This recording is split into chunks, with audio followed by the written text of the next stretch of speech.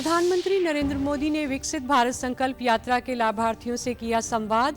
5 राज्यों में विकसित भारत यात्रा को हरी झंडी दिखाकर किया रवाना।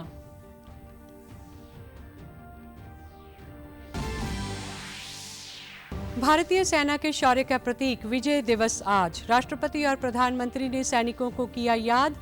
रक्षा मंत्री ने वॉर मेमोरियल पर शहीदों को दी श्रद्धांजलि।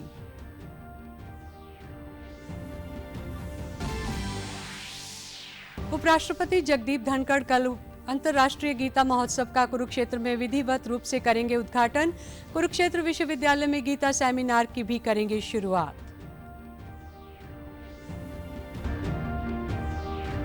और मुख्यमंत्री मनोहर लाल ने कल विधानसभा के शीतकालीन सत्र के पहले दिन राज्य गीत के किया प्रस्ताव। सदन में किया पेश और कहा, यह गीत राज्य के लोगों की सामूहिक इच्छा को करेगा अभिव्यक्त।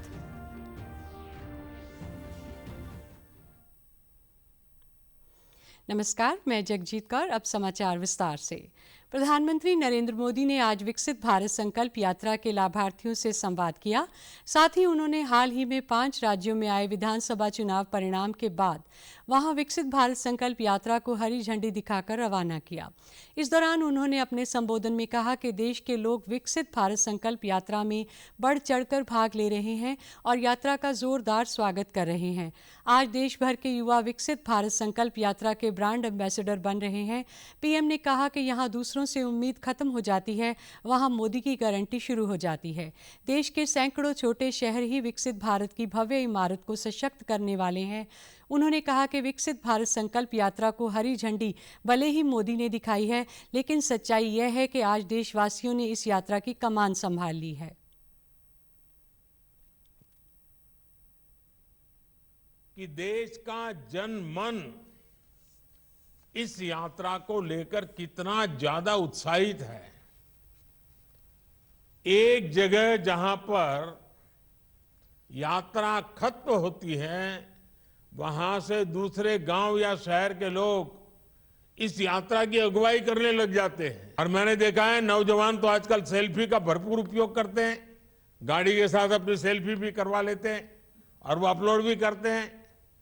और लोग बड़ी संख्या में एक प्रकार से विकसित भारत के एम्बेसडर बन रहे हैं।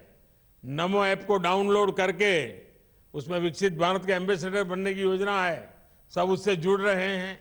आजादी के लंबे समय तक जो भी विकास हुआ, उसका दायरा देश के कुछ बड़े शहरों तक सीमित रहा। लेकिन आज हम देश के टियर 2, टियर 3 इस शहरों के विकास पर बल दे रहे हैं। देश के सैकड़ों छोटे शहर ही विकसित भारत की भव्य इमारत को सशक्त करने वाले हैं। प्रदेश भर में विकसित भारत संकल्प यात्रा को लेकर लोगों में जबरदस्त उत्साह है। यात्रा के माध्यम से लोग न सिर्फ केंद्र और राज्य सरकार की जन कल्याणकारी योजनाओं की जानकारी ले रहे हैं, बल्कि मौके पर ही उनकी समस्याओं का समाधान हो रहा है। इस कड़ी में आज ये यात्रा फरीदाबाद की मिलाड कॉलोनी पहुंचा, जहां विधायक नरेंद्र गुप्ता ने कैंप का निरीक्षण किया। यहां भारी संख्या में लोगों ने तुरंत सरकारी योजनाओं का लाभ उठाया और अपनी समस्याओं का समाधान करवाया। विधायक नरेंद्र गुप्ता ने कहा कि यह मोदी की गारंटी का रथ है। पीएम मोदी की बड़ी सोच के कारण एक ही छत के नीचे लोगों को केंद्र व प्रदेश सरकार की विभिन्न योजनाओं का लाभ मिल रहा है।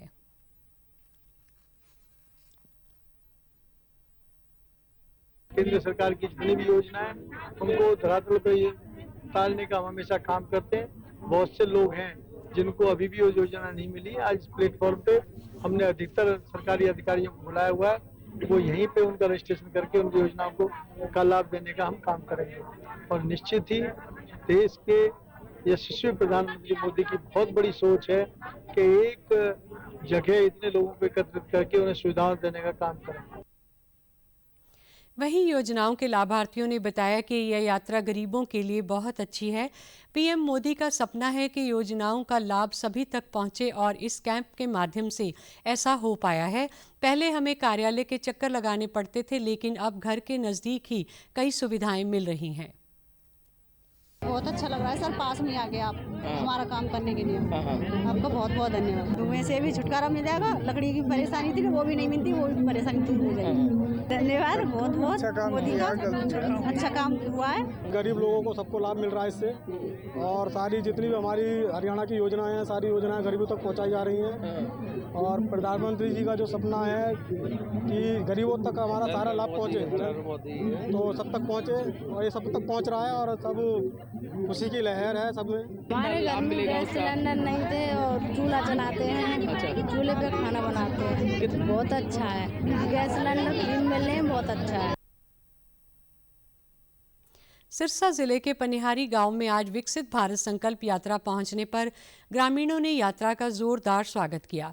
इस अवसर पर कैंप का आयोजन किया गया, जिसमें विभिन्न विभागों के अधिकारियों ने ग्रामीणों को योजनाओं की जानकारी दी। अतिरिक्त उपायुक्त डॉक्टर विवेक भारती ने अलग अलग विभागों द्वारा लगाई गई स्टॉलों का निरीक्षण कर अधिकारियों को आवश्यक दिशा निर्देश दिए।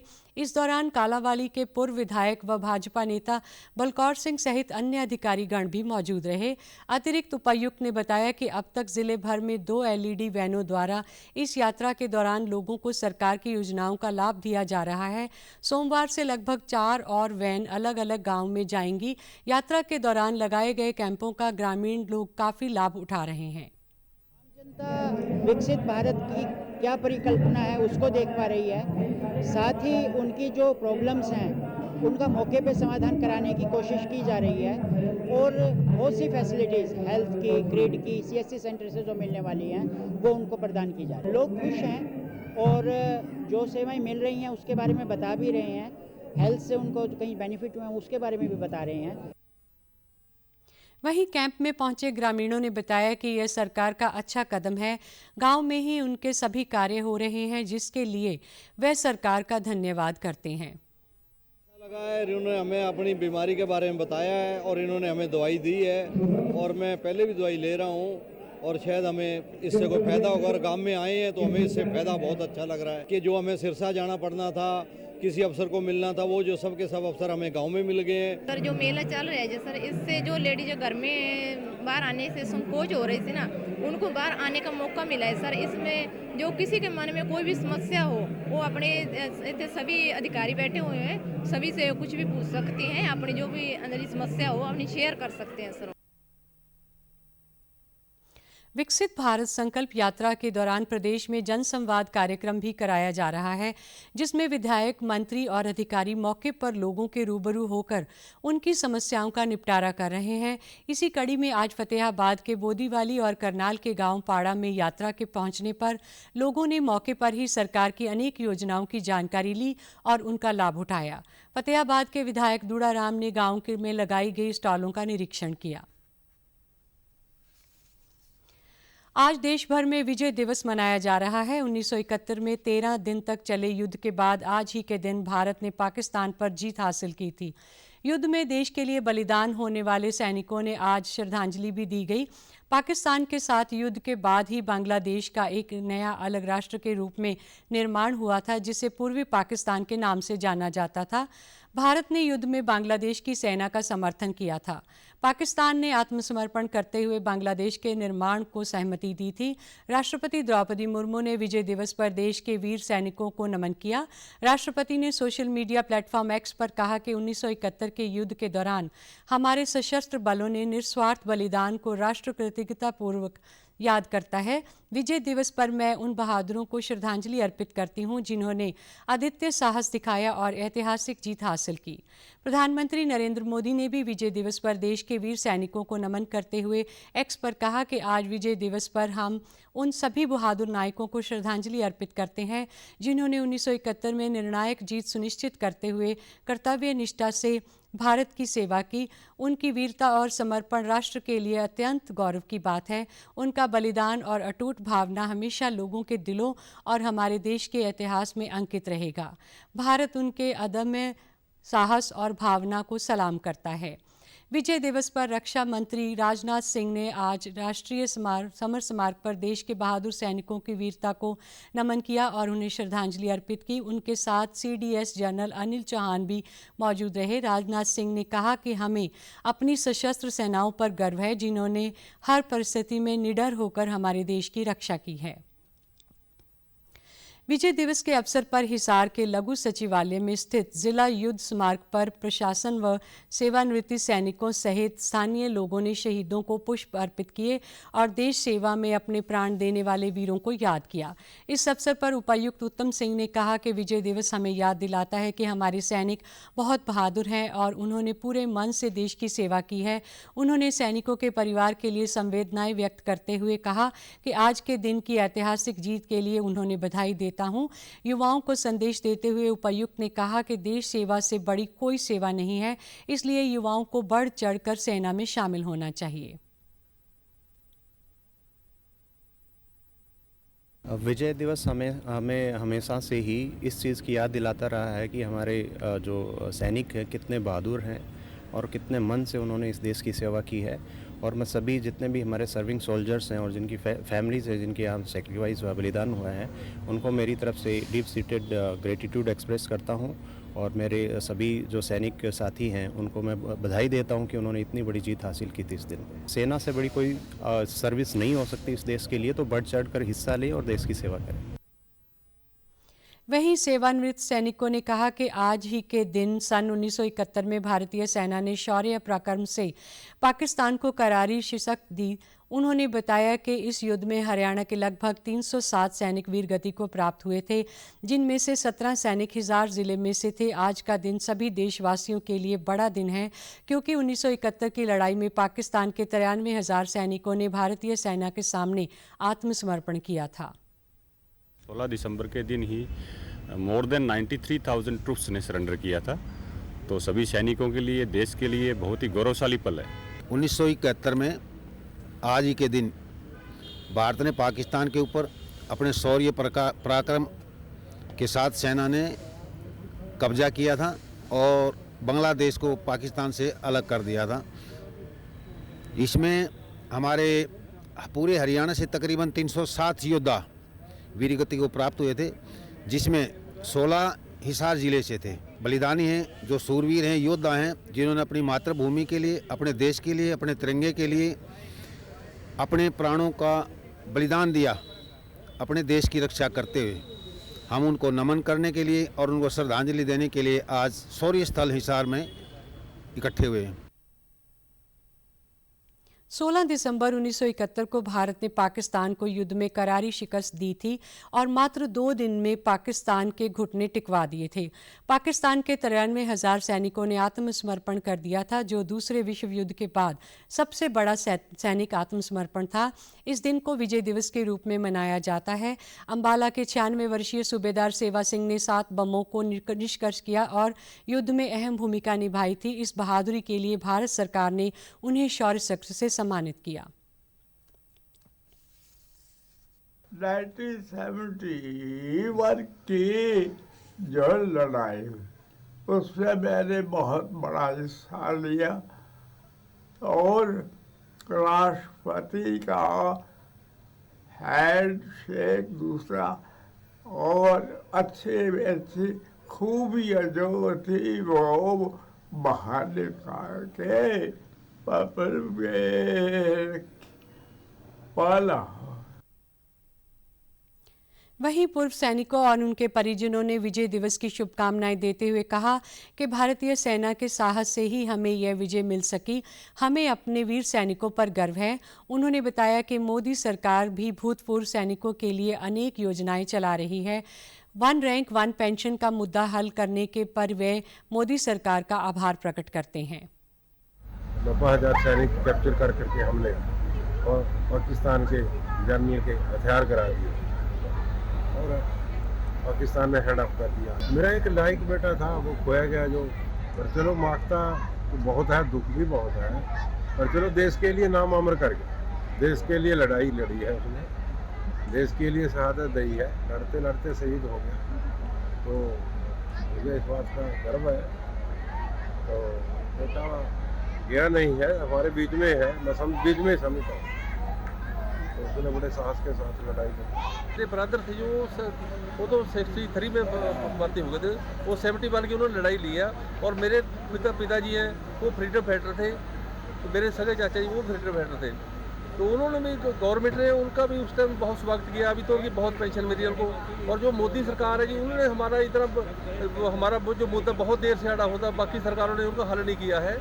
तो मोदी सरकार जो हमारा बनने का मुद्दा था वो मोदी सरकार ने हमारा हल किया है, इसलिए हम मोदी सरकार का बहुत धन्यवाद करते हैं। और जो विजय यात्रा हमारे गांव में आई है, इनका हम तहे दिल से स्वागत करते हैं। हमें फक्र है कि अभी तक अपनी उम्र भोग रहे हैं। 1971 की लड़ाई में इन्हें राष्ट्रपति श्री वीवी गिरी से शौर्य चक्र अवार्ड मिला था।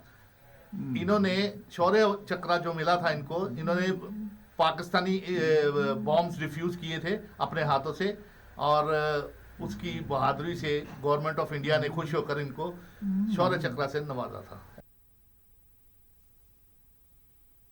विजय दिवस के अवसर पर आज पंचकुला स्थित पश्चिम कमांड ने चंडी मंदिर स्टेशन में शहीद स्मारक वीर स्मृति पर पुष्पांजलि अर्पित कर 1971 के युद्ध नायकों के सर्वोच्च बलिदान को याद किया। Lieutenant general Manoj Kumar Katiyar GOC सहित पूर्व सैनिकों और वीरता पुरस्कार विजेताओं सहित अधिकारियों ने श्रद्धांजलि अर्पित की। मुख्यमंत्री मनोहर लाल ने कल विधानसभा के शीतकालीन सत्र के पहले दिन राज्य गीत के लिए सरकारी प्रस्ताव को सदन में पेश किया। सरकार द्वारा चयनित 3 गीतों को सदन में सुनाया गया, जिन पर सदस्यों द्वारा एक गीत को चुनकर उसके 1 साल के लिए राज्य गीत घोषित किया जाएगा। उन्होंने प्रस्ताव पेश करते हुए कहा कि आज हरियाणा प्रदेश की पहचान भारत के अग्रणी राज्यों में होती है। हरियाणा के लोगों ने सदैव देश की रक्षा में अनेक बलिदान दिए हैं और राष्ट्र निर्माण में महत्वपूर्ण योगदान दिया है।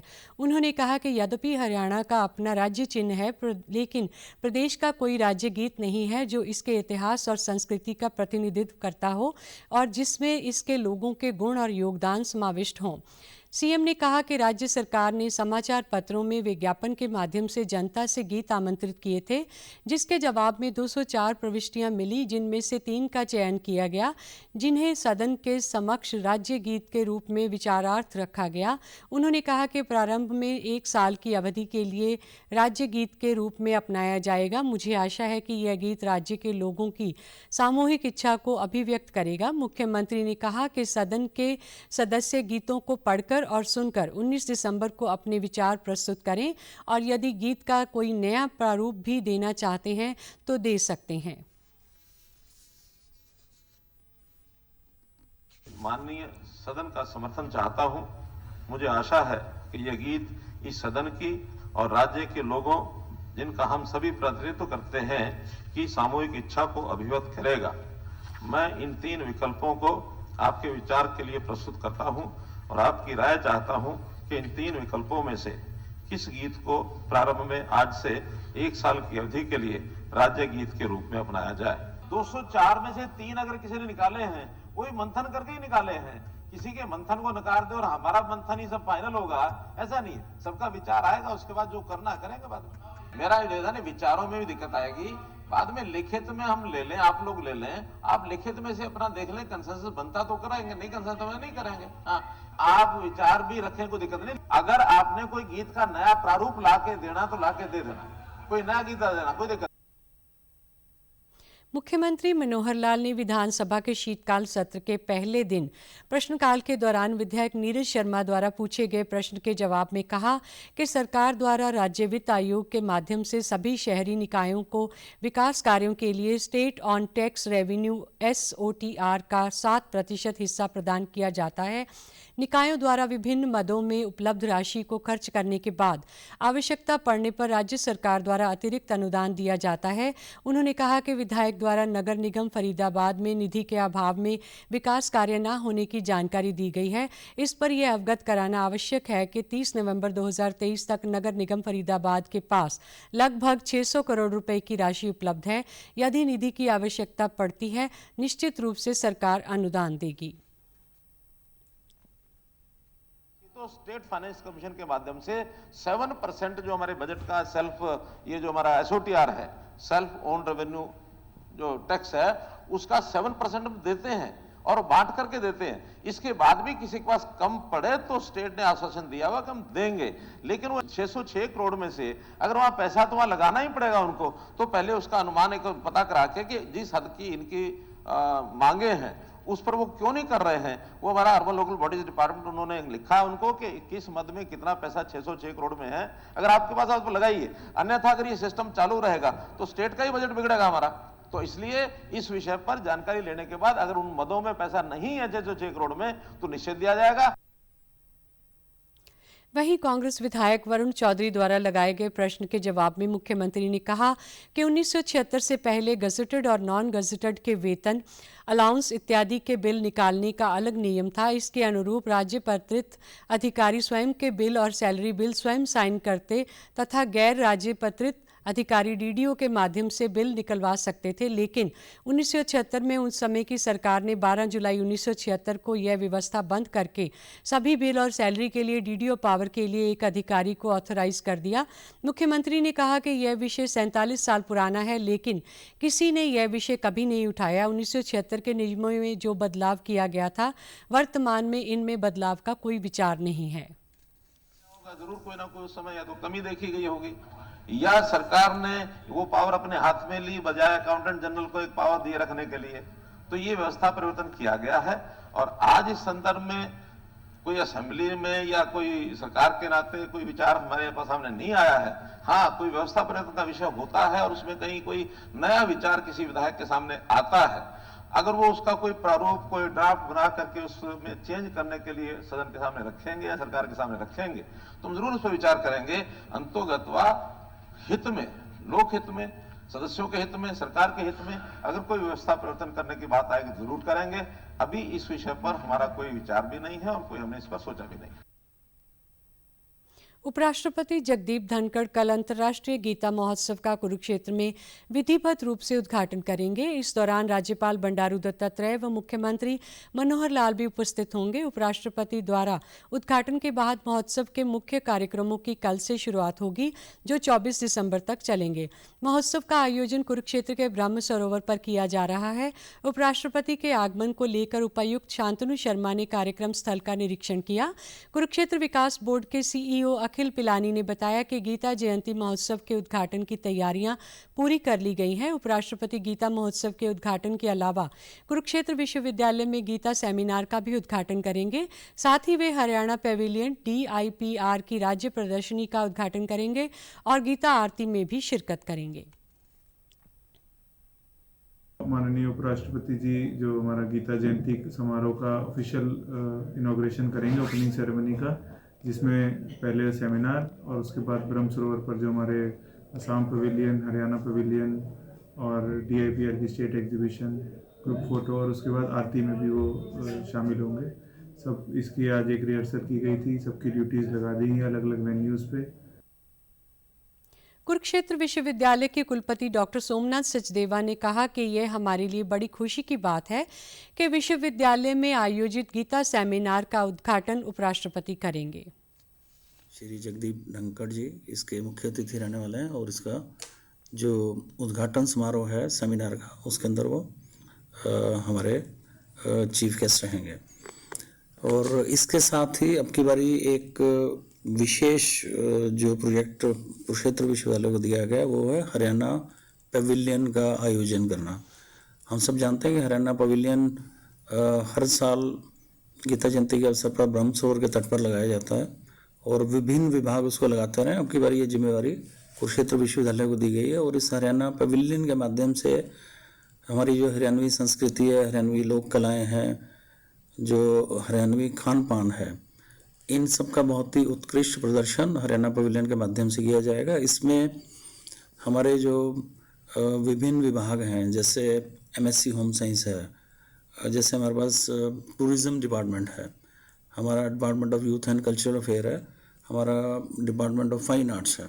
ये सभी डिपार्टमेंट्स के विद्यार्थी मिलजुल कर बहुत उत्साह के साथ इस प्रदर्शनी को, इस सारे काम को वहाँ पे हरियाणा पवेलियन के अंदर एक अच्छे भव्य रूप में लगाने के लिए प्रयास होता है।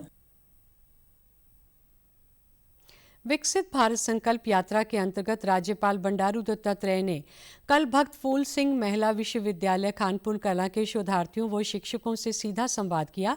संवाद के दौरान उन्होंने शोधार्थियों को शोध कार्य के दौरान आने वाली समस्याओं व उनके लक्ष्य की जानकारी ली। राज्यपाल ने कहा कि विद्यार्थियों का ध्येय पैसा कमाने की बजाय ज्ञान अर्जित कर समाज एवं राष्ट्र की सेवा में समर्पित होना चाहिए। उन्होंने कहा कि प्रधानमंत्री नरेंद्र मोदी देश को विश्व गुरु बनाने की दिशा में आगे बढ़ रहे हैं, जिसमें आपका सहयोग भी होना चाहिए।